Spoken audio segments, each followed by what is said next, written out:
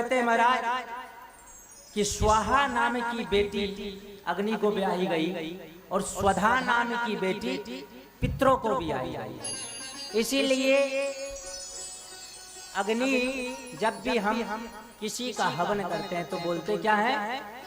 स्वाहा। एक बार एक ऋषि हवन कर रहे थे, एक बार एक ऋषि हवन कर रहे थे, तो अग्नि का स्वभाव ही है, उसके जो पलटे हैं वो उड़ करके उनके आश्रम को ही जला दिया। उड़ करके आश्रम को ही जला दिया। उनको बड़ा क्रोध आया कि हम उनके लिए हवन कर रहे हैं और अग्नि ही मेरा जो रहने का स्थान था उनको जला दिया। आज मैं अग्नि को श्राप देता हूँ। और जो ही हाथ में जल लिया अग्नि को श्राप दे दिया कि आज के बाद तुम्हारा मुख ही बंद हो जाए।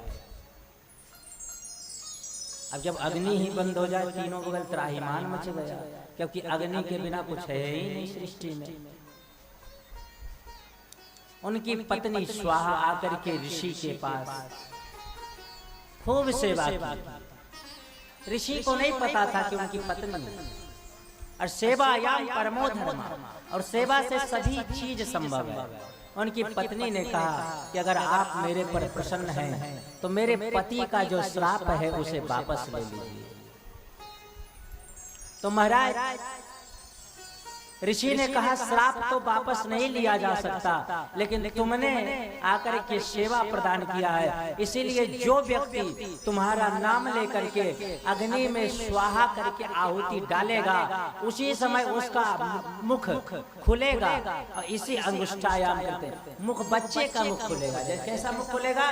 जैसे बच्चे का मुख। अब बच्चे को तो ऐसे कोच के नहीं खिलाएंगे ना, कैसे खिलाते? ऐसे खिलाते, छोटे सली वाला लेके, तो बच्चे का मुख छोटा सा खुलता है। उसी प्रकार जब स्वाहा बोलते हैं तो अग्नि का छोटा सा मुख खुलता है और आहुति हम डालते हैं।